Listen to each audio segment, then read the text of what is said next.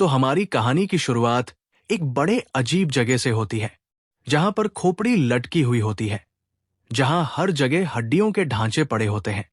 हमें एक आवाज कहती है कि मेरा नाम युवराज है, मैं पहले एक प्रो गेमर था। तभी हमें उसकी हड्डी टूटने की आवाज सुनाई देती है, पर अब मैं एक हड्डी का ढांचा बन चुका हूं। पर मैं अभी तक ये समझ नहीं पाया कि हमारा हीरो एक तलवार के पास पहुंचने वाला होता है। तभी एक लाल रंग का मॉन्स्टर उसे अपने पैरों तले तोड़ देता है।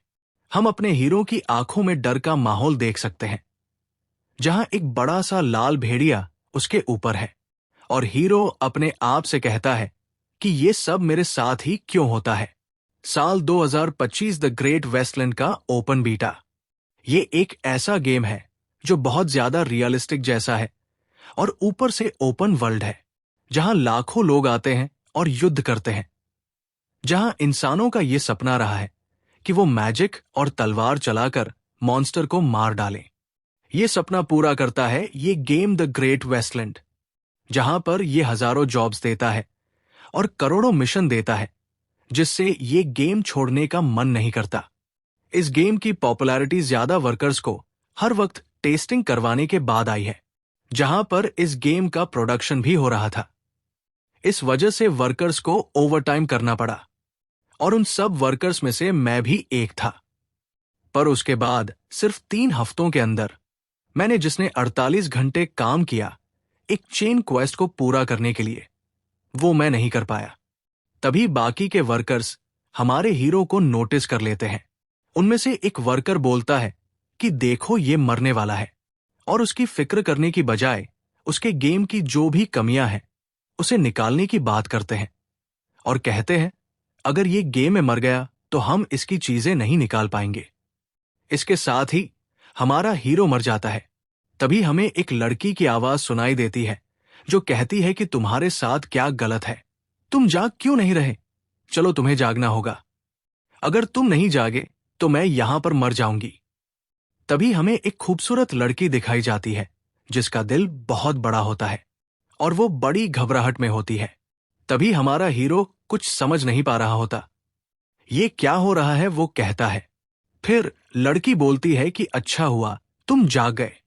तभी हमें उसकी लाल आंखें दिखाई जाती है, और वो सोचता है ये तो। तभी वो लड़की कहती है कि तुम कुछ कर क्यों नहीं रहे, और वो बड़े दिल वाली लड़की हमें फिर से दिखाई जाती है। और हमारा हीरो बस ये सोच रहा होता कि ये स्वर्ग तो नहीं जहां पर मरने के बाद सब लोग जाते हैं। तभी उसके पीछे से कोई सारे स्केलेटन को उड़ाता हुआ आता है। वो दोनों पीछे मुड़कर देखते हैं। उन दोनों को एक ज़ॉम्बीफाइड वुल्फ दिखाई देता है। हमारा हीरो हैरान होकर देखता है। तभी वो बड़े दिल वाली लड़की कहती है कि तुम्हें उसे रोकना होगा, और हमारा हीरो होश में आता है। उसे समझ में आता है ये तो वही ज़ॉम्बीफाइड वुल्फ है जो द ग्रेट वेस्टलैंड की शुरुआत के गांव में होता है। उसे सब समझ गया कि ये स्वर्ग नहीं है जहां लोग मरने के बाद जाते हैं। ये गेम का शुरुआती गांव होता है, द डेजर्ट ऑफ डेथ। तभी वो ज़ॉम्बीफाइड वुल्फ उनकी तरफ आता होता है। हमारा हीरो को ये समझ आता है कि वो पुनर्जन्म ले चुका है, वो भी उसी गेम में जिसमें उसकी मौत हुई थी। तभी वो बड़े दिल वाली हमारे हीरो को सपने से बाहर लाती है और कहती है कि तुम बस देख क्या रहे हो, कुछ करो नहीं तो हम दोनों मर जाएंगे। हमारा हीरो मन में सोचता है कि इस लड़की की हिम्मत कैसे हुई मुझे आदेश देने की। तभी वो बड़ा सा ज़ॉम्बीफाइड वुल्फ उन पर हमला कर देता है। बड़ी तेजी से वो दोनों के पास आता होता है और एक बड़ा सा मुंह खोलकर उन्हें खाने वाला होता है। तभी हमारा हीरो मन में सोच रहा होता है कि ये एक मांसाहारी मॉन्स्टर है जो बस लेवल 2 पर है। इसे मैंने कई बार अपने काम के दौरान मारा है। इस वुल्फ का कमजोर हिस्सा इसका गला है, और वो जैसे ही कमजोर जगह को देखकर उस पर हमला कर देता है और उन दोनों का टकराव होता है। वो बड़े दिल वाली लड़की भी गिर जाती है। तभी हमें दिखाया जाता है कि हमारे हीरो का हाथ टूट गया है। वो हैरान होकर सोचता है कि ये क्या हुआ, और वो ज़ॉम्बीफाइड वुल्फ उसे अपना एक पंजा मारकर दूर हवा में उड़ा देता है। हमारा हीरो सदमे में होता है कि वो इतना कमजोर कैसे है। उसे समझ आता है कि वो एक शुरुआती स्केलेटन सोल्जर है जो किसी शुरुआती नेक्रोमैंसर ने बुलाया है। तभी हमें दिखता है उसके सामने एक हड्डियों की तलवार पड़ी होती है, और वो जैसे उस तलवार को लेने जाता है, तभी वो ज़ॉम्बीफाइड वुल्फ उसे अपने पैरों तले दबोच लेता है। हीरो को बहुत गुस्सा आ रहा होता है कि ये सब ऐसे ही खत्म हो जाएगा। तभी हमें उसके अतीत के बारे में बताया जाता है कि वो एक प्रो गेमर था जिसने कम उम्र में ही 2 चैंपियनशिप जीत ली थी। वो एक मिसाल बन चुका था। ई स्पोर्ट्स में उसने बहुत नाम कमाया और रिकॉर्ड बनाकर सबको हैरान कर दिया। मुझे लगा कि मैं ही मुख्य हूं, पर नियति को कुछ और मंजूर था। मेरा एक कार एक्सीडेंट हो गया। उस घटना ने सब कुछ बदल दिया। उस हादसे से जो मुझे ट्रॉमा मिला और मेरा हाथ घायल हो गया, उसकी वजह से मेरी गेमिंग स्किल में बहुत बड़ी गिरावट आई और मेरा करियर पूरी तरह से तबाह हो गया। मैं एक बड़ा ई स्पोर्ट्स खिलाड़ी था, लेकिन मेरे पास पैसे खत्म हो गए और मेरे मेडिकल बिल भी बाकी थे। मैंने जो कॉन्ट्रैक्ट साइन किए थे उनके उल्लंघन के जुर्माने भी थे। मैंने अपना अभिमान एक तरफ रखा और बन गया beta tester the Great Wasteland का। मैंने अपनी किस्मत के सामने झुकने से इनकार कर दिया, पर मैं एक कीड़े की तरह मर चुका था। तभी हमें उसके साथ काम करने वालों की आवाज सुनाई देती है, अरे ये तो पहले ही मर चुका है, इसकी इन्वेंट्री में जो भी है सब निकाल लो, नहीं तो सब बेकार हो जाएगा। तभी दूसरा वर्कर बोलता है, हमें इसके परिवार वालों को पैसे देने चाहिए। मैनेजर गुस्से से कहता है, इसने हमारा बहुत सारा रिसोर्स इस्तेमाल किया है, अच्छा हुआ ये मर गया। एक और वर्कर कहता है, हम सख्त है।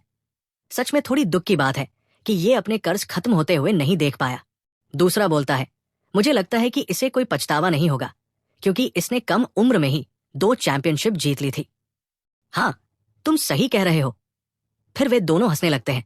तभी हमारा हीरो मन ही मन उन्हें गालियां देने लगता है। वो कहता है, मुझे सबसे ज्यादा पछतावा है। नहीं, मैं ऐसे नहीं मर सकता। अगर जिंदगी ने मुझे एक और मौका दिया है तो मैं ऐसे ही नहीं मरूंगा। मैं इस जिंदगी में अपनी किस्मत बदल कर रहूंगा। तभी उसके सामने रखी हुई तलवार को वो पकड़ लेता है और एक सिस्टम जागृत हो जाता है। सिस्टम उसकी जीने की इच्छा देखकर उसे एक गॉडली एवोल्यूशनरी पाथ देता है। हमारे हीरो के अंदर एक बैंगनी रोशनी चमकने लगती है। उसे ऐसा सिस्टम मिलता है कि वो तब तक इवॉल्व होता रहेगा जब तक वो पूरी दुनिया में सबसे मजबूत नहीं बन जाता। उसे एक विशेष उपहार भी मिलता है और उसकी सेहत वापस आ जाती है। ये देखकर वो ज़ॉम्बिफाइड वुल्फ भी हैरान हो जाता है। तभी हमारा हीरो उसे एक लाइटनिंग स्लैश से हवा में उड़ा देता है। अब उसका लक्ष्य सिर्फ मजबूत बनना है। वो बड़ी दिल वाली लड़की भी हैरान होती है कि एक स्केल्टन ऐसा कैसे कर सकता है। शायद अब वो हमारे हीरो पर भरोसा कर दे। हमें उस वुल्फ का शव जमीन पर पड़ा दिखाई देता है और हमारा हीरो उसकी ऑरा फार्म कर रहा होता है। उसने आखिरकार उस लेवल 3 ज़ॉम्बिफाइड वुल्फ को मार गिराया। उसका बफ भी खत्म हो जाता है। उसे 10 EXP पॉइंट और 10 एवोल्यूशन पॉइंट मिलते हैं। हमारा हीरो सोचता है कि जैसा उसने सोचा था कि ये शरीर कमजोर है, वैसा कुछ नहीं है। वो लड़की अब भी शॉक में होती है। वो सोचती है कि जिस बिगिनर स्केल्टन सोल्जर को मैंने बुलाया था वो इतना शक्तिशाली कैसे है। वो उससे प्रभावित हो जाती है। तभी हमें हमारे हीरो के सिस्टम में दिखता है कि उसे इवॉल्व होने के लिए और 90 एवोल्यूशन पॉइंट चाहिए। द ग्रेट वेस्टलैंड नाम का गेम इतना यथार्थवादी है कि इसमें असंख्य मैकेनिज्म मौजूद है। इसी वजह से इसमें अपार संभावनाएं हैं। यहाँ खिलाड़ियों को कभी कभी एक अंडरग्राउंड म्यूटेशन को समन करने का मौका मिलता है, लेकिन ये इतना दुर्लभ है कि लाखों में से केवल एक बार ही संभव होता है। हर खिलाड़ी को ये अवसर नहीं मिलता। इस अंडरग्राउंड म्यूटेशन की वजह से खिलाड़ी बहुत तेजी से लेवल अप कर सकता है। ये उसके लिए खजाने जैसा होता है। इतना ही नहीं, वो अपने से कहीं बड़े लेवल के मॉन्स्टर्स को भी आसानी से हरा सकता है। हमारी हीरोइन ये सब स्क्रीन पर देख रही होती है। उसे समझ आता है कि शायद हमारा हीरो खुद एक म्यूटेटेड है। वो खुद को भाग्यशाली मानता है और इसे स्वीकार कर लेता है। हीरो एक ज़ॉम्बिफाइड वुल्फ को मार गिराता है और इनाम में उसे वुल्फ टीथ मिलता है। ये देखकर लड़की बहुत खुश होती है। उसे लगता है कि इतने सारे उपकरण और सामग्री से वो अगले महीने का किराया भी भर सकती है। तभी अचानक एक मॉन्स्टर का शरीर उसके पास गिरता है और वो डर जाती है। उसे लगता है कि ये मॉन्स्टर उस पर हमला करेगा, लेकिन समझ आती है कि हीरो ने उसे भी मार दिया है। लड़की उलझन में पड़ जाती है कि आखिर मास्टर जैसा काम ये समन कैसे कर रहा है। जब वो अपनी स्टेटस विंडो देखती है तो हैरान रह जाती है कि उसकी समनिंग स्किल तो केवल लेवल 1 पर है। वो घबराने लगती है क्योंकि हीरो बहुत शक्तिशाली है और हर जगह वुल्फ्स को मार रहा है जो उसके लेवल से कहीं बड़े हैं। हीरो एक वुल्फ के मुंह में तलवार घुसाते हुए सोचता है कि अब वो अपनी स्केलेटन बॉडी को समझने लगा है। ये वुल्फ उसके लिए कोई खतरा नहीं है। अब वो जीवित रह सकता है और लगातार लेवल अप करता जाता है। साथ ही लड़की भी लेवल अप करती है। लेकिन हीरो ने कभी नहीं सोचा था कि जिस गेम की वजह से उसकी मौत हुई थी, उसी गेम में वो फिर से लौट आया है, वो भी ओपन पब्लिक सर्वर पर।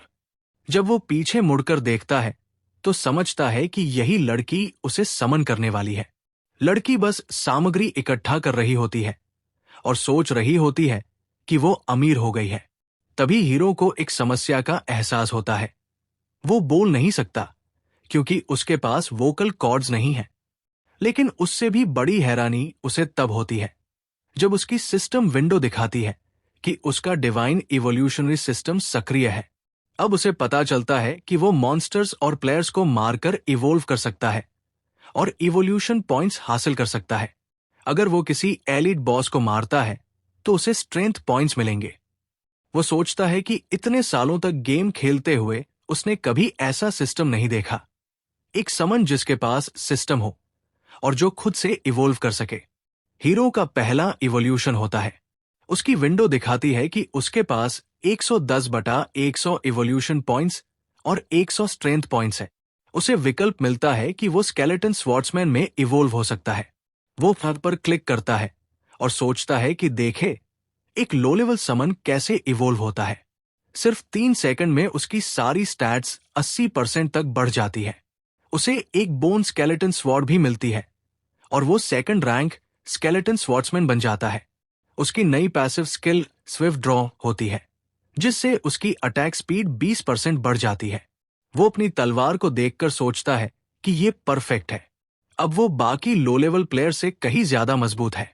लेकिन उसे डर है कि अगर दूसरों को पता चल गया कि वो खुद सोच सकता है तो ये उसके लिए बड़ी परेशानी होगी। इसलिए उसे जल्दी से जल्दी इतना मजबूत बनना होगा कि वो टॉप प्लेयर्स और गिल्ड्स को भी चुनौती दे सके। लड़की उसे देखकर कहती है, हे लिटिल स्केली, तुम थोड़े अलग लग रहे हो और तुम्हारी तलवार भी बदल गई है। क्या तुमने लेवल अप किया? उसे ये सब बहुत कूल लगता है और वो मान लेती है कि हीरो सच में म्यूटेटेड समन है। लेकिन हीरो जानता है कि उसे और मॉन्स्टर्स को मारना होगा ताकि और इवोल्यूशन पॉइंट्स मिल सके। लड़की रोने लगती है और कहती है कि वो कहीं और नहीं जाना चाहती क्योंकि वहां बहुत खतरनाक मॉन्स्टर्स है। हीरो सोचता है कि पहली बार उसे अपने ओनर को मनाना पड़ रहा है। तभी एक पॉप विंडो उसे बताती है कि वुल्फ्स फिर से रिस्पॉन होने वाले हैं और वहां एक एलिट वुल्फ भी होगा। लड़की थोड़ी डर जाती है और वही रुकना चाहती है। लेकिन हीरो जानता है कि अगर हाई लेवल प्लेयर्स का ग्रुप आ गया तो वो जीत नहीं पाएगा और अगर लड़की मर गई तो वो भी खत्म हो जाएगा क्योंकि वो उसका समन है।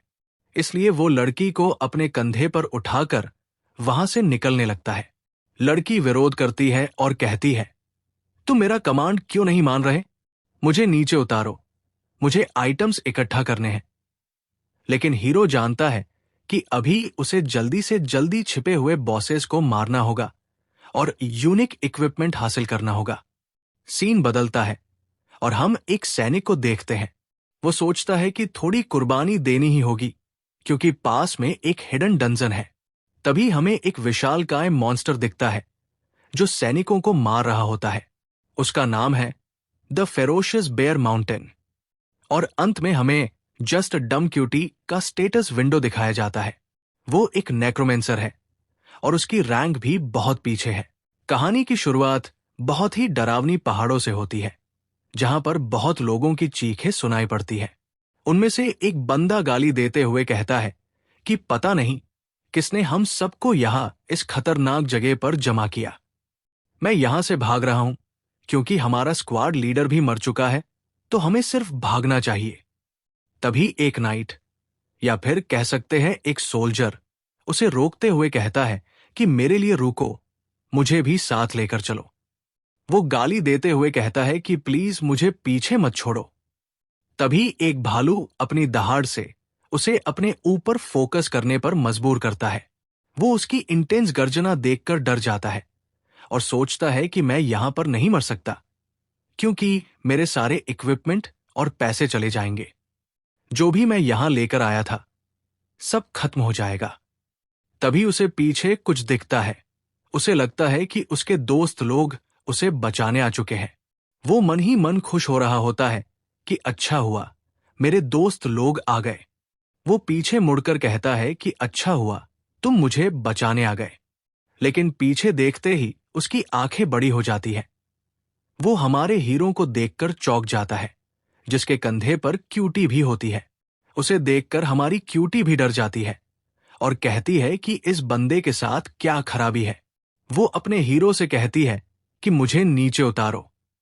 तभी ब्लीडिंग डॉग्स वाला प्लेयर खून बहने की वजह से मर चुका होता है। स्क्रीन पर नोटिफिकेशन आता है कि द प्लेयर हैज डाइड। हमारा हीरो सोचता है कि ये खून बहने से पहले ही मर चुका था। तभी भालू फिर से दहाड़ मारकर उसका ध्यान अपनी तरफ खींचता है। हमारे हीरो का सामना दी फ्यूरियस क्लॉ बेयर से होता है, जो लेवल 7 पर है। वो एक लकड़ी या पेड़ उठाकर हीरो पर वार करता है। तभी हमारी क्यूटी बोलती है कि मैंने तुम्हें पहले ही कहा था कि यहां बहुत ज्यादा खतरा है। यहां पर लेवल 5 के प्लेयर भी स्ट्रगल करते हैं और भाग जाते हैं। अगर मैं यहां मरी तो मेरे सारे पैसे और तुम दोनों यहां से गायब हो जाओगे और मुझे रीस्टार्ट करना पड़ेगा। पर हमारा हीरो क्यूटी की बात पर ध्यान न देते हुए अपने मन ही मन सोचता है कि मेरी किस्मत इतनी भी बुरी नहीं, क्योंकि जो भी आसपास कैंपिंग कर रहे थे वो सब बियर के हाथों मारे गए और अभी मुझे यहां पर कोई भी डिस्टर्ब नहीं करेगा और ना ही कोई मेरा किल लेगा। मुझे लगा था कि मुझे 1-2 प्लेयर मारने होंगे, क्योंकि हमने पता नहीं चलना चाहिए कि मेरे पास मेरी खुद की सोच है। और उन सब का शुक्रिया भी कहना चाहता हूं, उन सब लोगों का, क्योंकि उन्होंने सब बियर्स को एक ही जगह बुलाकर मेरी बहुत बड़ी मदद की है। अब मैं इन सबको मार दूंगा और ईडन कंडीशन को पूरा करके एक ईडन बॉस को टीगर मतलब बुला लूंगा। तभी वो क्यूटी को नीचे फेंकता है। पता नहीं क्यों ऐसा क्यों करता है, इतनी क्यूट तो है, उसे क्यों नीचे फेंकता है? उसे दर्द होता है। वो आओ कहती है, मतलब उसे दर्द ही हो रहा होता है। तभी वो उसे अभी भी लिटिल स्केली बोलती है और कहती है कि तुम मेरे कमांड क्यों नहीं मान रहे? मानते मैं तुम्हारी मास्टर हूं, तुम्हें सुनाई दे रहा है कि नहीं? तभी वो आसपास देखती है और चौंक जाती है। उसे पता चलता है कि वो बियर से सराउंडेड है, मतलब घेर चुकी है। और हमारा हीरो बस ये सोच रहा होता है कि ये सबसे अच्छी बात हुई कि सारे मॉन्स्टर एक ही जगह है। तभी हमारी क्यूटी डरते हुए वो उससे कहती है कि मैं तुमसे भीख मांगती हूं लिटिल स्केली, प्लीज प्लीज यहां से कहीं और चलो, मुझे यहां पर डर लग रहा है। और तभी हमारा हीरो वो बियर के पास बहुत तेजी से बढ़ता है और सब बियरों का ध्यान अपनी तरफ लेकर उनसे लड़ने लगता है। और हमारी क्यूटी बस उसे कहती रहती है कि तुम मेरी बात क्यों नहीं मान रहे? और सब बियर उसके पास आने लगते हैं। हमारा हीरो सबको इग्नोर करते हुए आगे बढ़ता है और कहता है कि मैं इन सबको पहले मार दूंगा। इन सब बियर्स को अपनी तरफ अट्रैक्ट करके रख के थोड़ी दूर जाना होगा, तभी वो लड़की की चिंता खत्म होगी और वो हमारा हीरो उसके उन सब के तरफ बढ़ते हुए ये भी सोचता है कि मैं अपनी टेक्निक इन सब पे यूज करूंगा, ताकि मैं अच्छे से समझ सकूं वो टेक्निक जो जब मिली थी मुझे, तब मैं स्केलेटन शोल्डर स्वर्ड मैन बना था और इन सबको मार दूंगा मैं। तभी वो बियर एक जोर की दहाड़ मारकर अपना पंजा या फिर क्लॉ उसको दे मारता है और हमारा हीरो उससे बच जाता है। और वो हमारा हीरो मनी मन उसके अटैक सोच रहा होता है। फर्स्ट होता है स्लैम्स। लैम से वो बचते ही फिर वो सेकंड कहता है बाइट, और तभी एक बियर बाइट करने उसकी तरफ आता है, पर वो उससे बच जाता है और दूर हटते हुए अपने मन में सोचता है कि मेरे एक्सपीरियंस से मुझे पता है कि ये कौन सा अटैक करेंगे, बट मेरी हेल्थ इतनी नहीं है। मेरी हेल्थ सिर्फ इतनी है कि मैं इनके 2 पंजों का वार ही से सकता हूं। अगर उन दोनों में से पड़ा मुझ पे तो मैं मर जाऊंगा। तभी हमारा हीरो फ्लैश जैसे यहां वहां मूव करने लगता है और सोचता है कि मुझे ये जल्दी खत्म करना होगा विदाउट किसी डैमेज के। और हमारी क्यूटी उससे बहुत रेस होती है, कुछ ज्यादा ही इंप्रेस हो जाती है यार। तभी वो इंप्रेस होते होते हुए कहती है कि वो बियर मेरे लिटिल स्केल की के सामने कुछ भी नहीं है। और ये बात तो मैंने बताई नहीं कि तभी हमारा हीरो वो बियर के ऊपर जाकर उसकी गर्दन पर जाकर उन दोनों बियर का ग्लास करवा देता है। और हमारा हीरो की विंडो में हमें दिखाया जाता है कि ये थोड़ा फास्ट है, इसी वजह से वो ऐसे सब कर पाता है। और ये भी सोचता है कि ये जो फेरोस क्लाउड बियर है, इनका अटैक बहुत ज्यादा हेल्थ ले सकता है, लेकिन इनके अटैक बहुत धीमे होते हैं। और यही हमारे हीरो के लिए बड़ा फायदा है। यही इनकी कमजोरी है। इनकी एक और कमजोरी है, इनकी गर्दन और पंजे। तभी हमारा हीरो स्विफ्ट विथड्रॉ एक्टिव करता है, जिससे उसकी अटैक स्पीड 20% तक बढ़ जाती है और उसे और भी एडवांटेज मिलता है। वो लगातार उनके पंजों पर वार करता है और मारते मारते एक भालू का सिर जमीन पर गिरा देता है। ऐसे ही वार करते करते हमारा हीरो उन सब भालुओं को डरा देता है। वे कांपने लगते हैं और हीरो सोचता है कि अब मुझे उनके कमजोर बिंदु पर हमला करना होगा और मैं जीत जाऊंगा। कमजोर बिंदु पर हमला करते ही उसे क्रिटिकल हिट मिलता है, जिससे उसे और फायदा होता है। लेकिन इन भालुओं की एक खासियत है, जब इन्हें डैमेज मिलता है तभी ये अपनी स्पेशल स्किल लाइटनिंग एक्टिवेट करते हैं। ये इनकी यूनिक स्किल होती है। एक बार किसी को डैमेज मिल जाए तो वह पैरालाइज हो जाता है, पर हमारा हीरो वही डटकर खड़ा रहता है।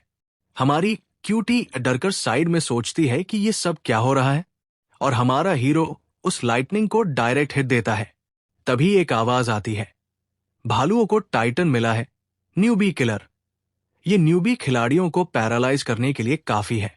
जब न्यूबी खिलाड़ी पैरालाइज होते हैं तो वे सीधे आगे बढ़ते हैं और उन पर हमला होता है, जिससे वे मारे जाते हैं। लेकिन हमारे हीरो के साथ ऐसा कुछ नहीं होता।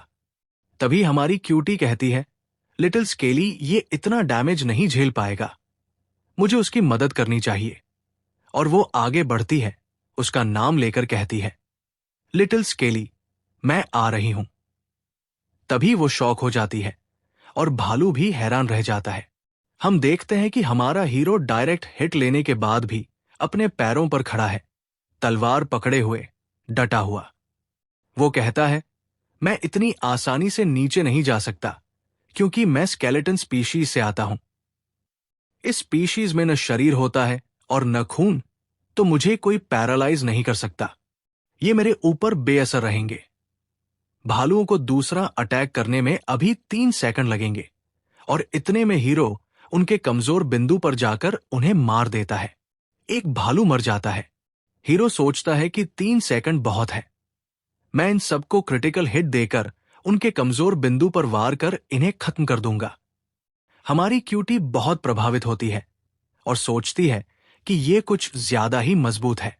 हीरो अपनी तलवार भालू की गर्दन से निकालते हुए सोचता है कि मैंने इनके पैटर्न पहचान लिए हैं, क्योंकि मैं बीटा सर्वर में ये सब कर चुका हूं और मुझे पता है कि मैं क्या कर रहा हूं, और मुझे इनके यूनिक स्किल से भी कोई डैमेज नहीं मिलेगा।